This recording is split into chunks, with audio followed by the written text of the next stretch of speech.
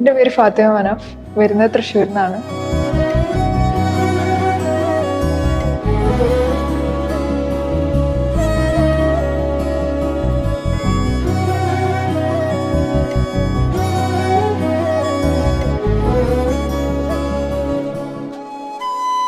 പിന്നെ സിഎംഎയിലോട്ട് എത്താനുള്ള main reason എന്ന് പറയുന്നത് അത് ഭയങ്കര കോയിൻസിഡൻ്റൽ ആയിരുന്നു അത് വന്നത് തന്നെ. അപ്പോൾ ചെറുപ്പത്തിലോട്ട് തന്നെ ഞാൻ പഠിച്ചതൊക്കെ ഗൾഫിലായിരുന്നു. പിന്നെ അത് കഴിഞ്ഞ് 5th കഴിഞ്ഞ് ഇവിടെ നാട്ടിലോട്ട് എത്തി. അത് കഴിഞ്ഞ് പിന്നെ സ്കൂൾ എല്ലാം പിന്നെ ഇവിടെ തന്നെയായിരുന്നു. ഫസ്റ്റ് തൊട്ടിട്ട് പിന്നെ ഒരു 12th വരെ ഒരേ സ്കൂളിൽ തന്നെയായിരുന്നു. അപ്പോൾ ലൈക്ക് അതെന്താ സംഭവം എന്ന് വെച്ച് കഴിഞ്ഞാൽ ഒക്കെ ഉപ്പ പറയുന്ന ആ ഒരു ഫോളോ ചെയ്തിട്ട് അങ്ങനെ പോകുന്നൊരു കുട്ടിയായിരുന്നു ഞാൻ. അപ്പൊ ഒന്നും വിചാരിച്ചിട്ടില്ല, ഒരു സ്വപ്നമോ ഒന്നുമില്ല. പക്ഷെ എന്നാലും ലൈക്ക് കുറച്ചൊരു ഇൻട്രസ്റ്റ് ഉണ്ടായിരുന്ന ഡോക്ടർ ആ ഒരു ഫീൽഡിനോടായിരുന്നു. പക്ഷെ എന്ന് വെച്ചിട്ട് അതിനോട് കൂടുതൽ പഠിക്കുക അങ്ങനത്തെ ഒന്നും ഉണ്ടായിരുന്നില്ല. അങ്ങനെ അത് കഴിഞ്ഞു 12th ഒരു ഏകദേശം ആയപ്പം പിന്നെ കുറച്ചുകൂടി ഒരു കോൺഫിഡൻസ് ആയി, ഓക്കെ പഠിക്കണം എന്നുള്ള ഒരു ഇതിൽ. അതെ അതെ. അപ്പൊ ഇങ്ങനെ +2 കുഴപ്പമില്ലാത്ത മാർക്കും കാര്യങ്ങളൊക്കെ ഉണ്ടായിരുന്നു. അതും പിന്നെ ഇപ്പൊ കോളേജിൽ ചേർന്നതിന് പെട്ടെന്നായിരുന്നു. ലൈക്ക് എന്നെ ഇഷ്ടപ്പെട്ട കോളേജിലൊന്നും എല്ലാം ചേർന്നത്, പക്ഷെ എന്നാലും കുഴപ്പമുണ്ടായിരുന്നില്ല. ഫ്രണ്ട്സുകളൊക്കെ നൈസായിരുന്നു. അങ്ങനെ ഡിഗ്രി അങ്ങനെ കഴിഞ്ഞു. പിന്നെ ആയിരുന്നു ഒരു ബോധമൊക്കെ വന്നത്, അങ്ങനെ പഠിക്കണം എന്നുള്ള ആ ഒരു ബോധം എല്ലാം വന്നത് ആ ഒരു ടൈമിലായിരുന്നു. അപ്പോൾ പിന്നെ ഞാൻ കുറേ കോഴ്സസ് ഞാൻ സെർച്ച് ചെയ്യാൻ തുടങ്ങി. അപ്പോൾ അങ്ങനെ കണ്ടതാണ് പിന്നെ CMA, ACCA അങ്ങനെ കുറേ പ്രൊഫഷണൽ കോഴ്സസ് ഉണ്ട്. അപ്പോൾ ACCA ആണ് ആദ്യം കുറച്ചുകൂടി നോക്കിയത്. പിന്നെ എനിക്ക് CMAയിലോട്ട് എത്താൻ എന്താന്ന് വെച്ചാൽ അത് 2 വർഷത്തോണ്ട് കഴിയും, അല്ലെങ്കിൽ 1.5 years കൊണ്ട് കഴിയും. CMA കഴിയും. അതാണ് മെയിൻ അഡ്വാൻറ്റേജ് ഞാൻ അതിൽ കണ്ടത്. അപ്പോൾ എനിക്ക് തോന്നി ഓക്കെ ഇനിയൊന്ന് കുറച്ചുകൂടി ഫോക്കസ് ചെയ്യാം, സ്റ്റഡീസിലൊന്നുകൂടി ഫോക്കസ് ചെയ്ത് കഴിഞ്ഞാൽ കിട്ടും എന്നുള്ള ഇത് എനിക്കുണ്ടായി. അതാണ് മെയിനായിട്ടുള്ള റീസൺ. ഇപ്പോൾ ഡോക്ടർ എന്നുള്ള ആ ഒരു ഇതിൽ നിന്ന് നേരെ ഇങ്ങോട്ട് എത്തി. അത് സത്യം പറഞ്ഞാൽ ജസ്റ്റ് ഒരു ഡ്രീമായിരുന്നു. അതിനോട് കൂടുതലായിട്ട് ചെയ്യാൻ ഒന്നും ഉണ്ടായിരുന്നില്ല. എല്ലാം പാരന്റ്സ് അങ്ങനത്തെ ഒരു ഇതിലാണ് പോയത്. പാരന്റ്സ് ചെയ്യുന്ന പോലെ അങ്ങനെ അവരെന്നെ പറയും, ഞങ്ങൾ ചെയ്യുന്ന പോലെയാണ് നീയും ആവുന്നത്. അവർ പെട്ടെന്ന് കോളേജിൽ ചേർന്നു, സ്കൂളിൽ ചേർത്തു. പക്ഷെ സ്കൂളൊക്കെ അടിപൊളിയായിരുന്നു. കോളേജിനേക്കാളും എനിക്ക് ഇഷ്ടപ്പെട്ടതും സ്കൂൾ തന്നെയായിരുന്നു. സ്കൂൾ നല്ല അടിപൊളി സ്കൂളൊക്കെ ആയിരുന്നു. കോളേജ് എനിക്ക് അത്ര വലിയ വൈബും കാര്യങ്ങളൊന്നും ഉണ്ടായിരുന്നില്ല. അപ്പോൾ ആ ഒരു ഇതുണ്ടായിരുന്നു. പക്ഷെ ഇവിടെ CMAയിലോട്ട് എത്തിയപ്പോൾ ഇവിടുത്തെ ഫ്രണ്ട്സ് ഞങ്ങൾ ആകെ കുറച്ച് പേരേ ഉള്ളൂ, പക്ഷെ എല്ലാവരും നല്ല കമ്പനിയും, എല്ലാവരും നല്ല നല്ല ക്ലോസും, എല്ലാവരും നല്ല ഇതാണ്. എനിക്ക് ആ ഒരു ഡിഫറൻസ് ഇവിടെ ഫീൽ ചെയ്തു. അപ്പോൾ ലൈക്ക് കോളേജ് മിസ് ചെയ്താലും എനിക്ക് ഇവിടെ അങ്ങനെ മിസ്സിങ് ഇതുവരെയായിട്ട് വന്നിട്ടില്ല. ഫ്രണ്ട്സൊക്കെ അടിപൊളിയാണ്. ഫാക്കൽറ്റീസ് ആണെങ്കിലും മെന്റേഴ്സ് ആണെങ്കിലും എല്ലാവരും നല്ല ഹെൽപ്ഫുള്ളും നല്ല ഇതാണ്. അപ്പോൾ അങ്ങനെ ഇപ്പൊ ക്ലാസ്സസും നല്ല ഇത് തന്നെയാണ്. ഇപ്പോൾ നല്ല സപ്പോർട്ടീവാണ്. ഇപ്പോൾ എടുക്കുന്നതാണെങ്കിലും നമുക്ക് ഇപ്പോൾ മനസ്സിലായിട്ടില്ലെങ്കിൽ നമ്മൾ കൂടുതൽ മനസ്സിലാക്കിയിട്ട് അത് അവർ ശരിക്ക് നമുക്ക് ഫീഡ് ചെയ്ത് തരും. അങ്ങനത്തെ പ്രശ്നങ്ങളൊന്നുമില്ല. അപ്പോൾ അങ്ങനെ അങ്ങനത്തെ ഒരു കൺഫ്യൂഷൻസ് ഒന്നും ഉണ്ടായിട്ടില്ല. നല്ല ടീച്ചിങ്ങും ഒക്കെ ആയിരുന്നു. ഞാനിപ്പോ ഒരു LKG മുതൽ ഒരു 5th വരെ ഞാൻ അവിടെ പഠിച്ചിട്ടുണ്ടായിരുന്നുള്ളൂ. പിന്നെ അത് കഴിഞ്ഞ് ഇവിടെ എത്തി. അപ്പൊ നല്ല ഡിഫിക്കൽട്ട് ഉണ്ടായിരുന്നു. കാരണം അവിടുത്തെ ആ ഒരു ഇതും എല്ലാം ലൈക്ക് വളരെ വ്യത്യാസമാണല്ലോ സ്കൂളാണെങ്കിലും. അപ്പൊ ആ ഒരു ബുദ്ധിമുട്ട് എനിക്ക് നന്നായിട്ടുണ്ടായിരുന്നു. സ്കൂളിലൊക്കെ പെട്ടെന്ന് ചേർന്നപ്പോൾ എനിക്ക് അങ്ങോട്ട് പോകണം എന്നുള്ള ചിന്ത മാത്രമേ ഉണ്ടായിരുന്നുള്ളൂ. ബട്ട് ഓഫ് കോഴ്സ് ഫ്രണ്ട്സുകളൊക്കെ എനിക്ക് ഭയങ്കരമായിട്ട് ഉണ്ടായിരുന്നു അവിടെ. പെട്ടെന്നായി. അപ്പൊ എനിക്ക് തോന്നി നൈസ് ആണ്. പിന്നെ ഞാൻ അഡ്ജസ്റ്റ് ചെയ്യാൻ തുടങ്ങി. കുറച്ച് വൃത്തിയും കാര്യങ്ങളൊക്കെ ഉള്ള ആളായിരുന്നു ഞാൻ. പക്ഷെ ഇപ്പൊ എന്ന് പറയുന്നത് ഇപ്പൊ ഇവരെ കൂടിയിട്ട് എല്ലാം നമ്മൾ പഠിക്കുമല്ലോ. നാട്ടിൽ വന്നു കഴിഞ്ഞാൽ അതാണ് ഒരു ഇതെന്ന് പറയുന്നത്. നല്ല കാര്യം എന്ന് പറയുന്നത് അതാണ്, നമ്മൾ എല്ലാത്തിലും നിന്ന് പഠിക്കും. അപ്പോൾ ലൈക്ക് ടോപ്പിൽ നിന്ന് ലൈക്ക് താഴെയുള്ള ലെവൽ വരെ നമ്മളെല്ലാം പഠിക്കും. അത് നല്ലതാണ് സത്യം പറഞ്ഞാൽ. അതെ. അപ്പോൾ അത് കഴിഞ്ഞ് പിന്നെ 12th എത്തി. 12th വരെ ഞാൻ ഒരേ സ്കൂളിലായിരുന്നു. അപ്പോൾ നല്ല മെമ്മറീസ് തന്നെയായിരുന്നു അവിടെ ഉള്ളത്. കോളേജ് എനിക്ക് അത്ര ആഘോഷിക്കാൻ പറ്റിയിട്ടില്ല. അതിന് കുഴപ്പമുണ്ടായിരുന്നില്ല. പിന്നെ നേരെ ഇങ്ങോട്ട് എത്തി. ഞാന് സത്യം പറഞ്ഞ കൂടുതൽ ഇമ്പോർട്ടൻസ് ഇതുവരെ കൊടുത്തിരുന്നത് പേഴ്സണൽ ലൈഫ് അങ്ങനത്തെ ഒരു ഇതിൽ തന്നെയാണ്. ലൈക്ക് ഇപ്പൊ പാരന്റ്സിന്റെ കാര്യത്തിൽ ഞാൻ കൂടുതൽ എൻജോയ് ചെയ്യുന്നത് പാരന്റ്സിന്റെ ഒപ്പമാണ്. ഉപ്പ ഭയങ്കരമായിട്ട് ഞങ്ങളായിട്ട് എൻജോയ് ചെയ്യുന്ന ടൈപ്പ്. അപ്പോൾ കൂടുതൽ അവരായിട്ട് തന്നെ സ്പെൻഡ് ചെയ്യുന്നതും എനിക്ക് കൂടുതൽ ഞാൻ അങ്ങോട്ടാണ് പോയിട്ടുള്ളത്. സ്റ്റഡീസിനുണ്ട് ഇല്ല എന്നല്ല, പക്ഷെ എല്ലാം ലൈക്ക് +2 ആണെങ്കിലും 10th ആണെങ്കിലും ആ ഒരു ടൈമിലിരിക്കും, നല്ല മാർക്ക് വാങ്ങിക്കും, ഇത് കഴിയും. ഇപ്പം ഡിഗ്രി ആണെങ്കിലും ആ സെയിം ഒരു സ്കെഡ്യൂൾ അങ്ങനത്തെ ഒരു ഇതിലല്ലേ പോയിരുന്നത്. പക്ഷെ ഇപ്പോൾ എന്ന് പറയുന്നത് അങ്ങനെയല്ല.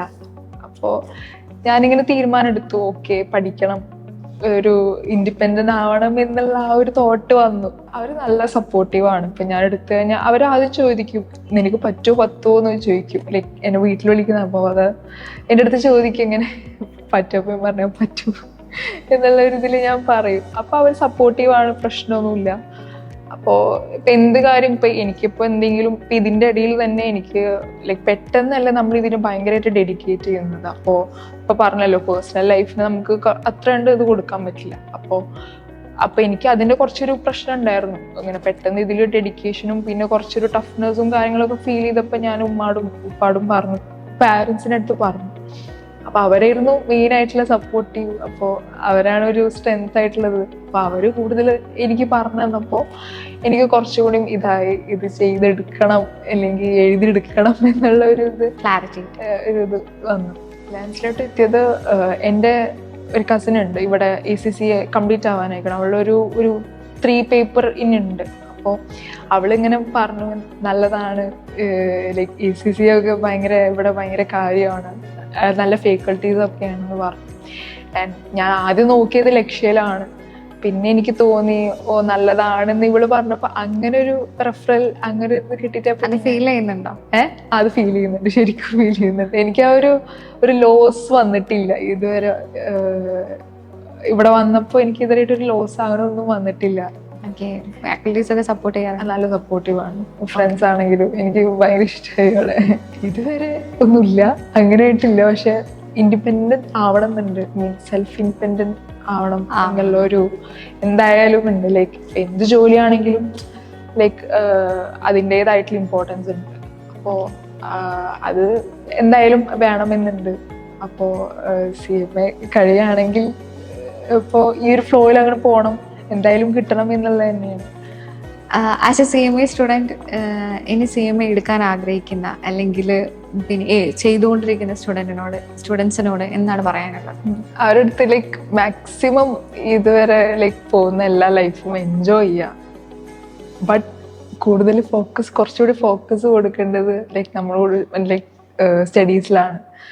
അപ്പോൾ അതിന് കുറച്ചുകൂടി എന്താ പറയുക ഇമ്പോർട്ടൻസ് കൊടുക്കുക. അതിന് കുറച്ചുകൂടി ഹാർഡ് വർക്ക് ചെയ്ത് കഴിഞ്ഞാൽ നമുക്ക് എന്തായാലും സക്സസ് എത്താൻ പറ്റും. എന്ന് വെച്ച് നിങ്ങളെല്ലാ പേഴ്സണൽ ലൈഫ് അവിടെ ഇട്ട് ഞാൻ അത് പറയില്ല. കാരണം അത് ഒരു മെന്റലി ഡൗൺ ആവും നമുക്ക് എല്ലാവർക്കും. അപ്പോൾ കുറച്ച് എൻജോയ്മെന്റ് വേണം, പ്ലസ് സ്റ്റഡീസ് കൊണ്ടുപോകണം. അപ്പോൾ അത് എൻജോയ് ചെയ്യുക മാക്സിമം.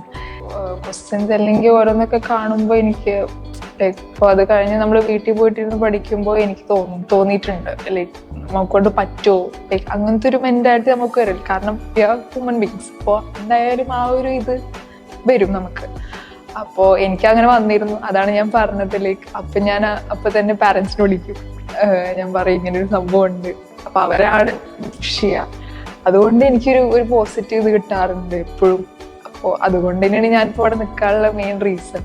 പക്ഷെ ഇവിടുന്നും ഇൻഷാല്ല ഇത് മുമ്പോട്ട് കൊണ്ടുപോകണം തന്നെയാണ്. അപ്പോൾ വിചാരിക്കും ഏറ്റവും നല്ല മെമ്മറി എന്താണ്?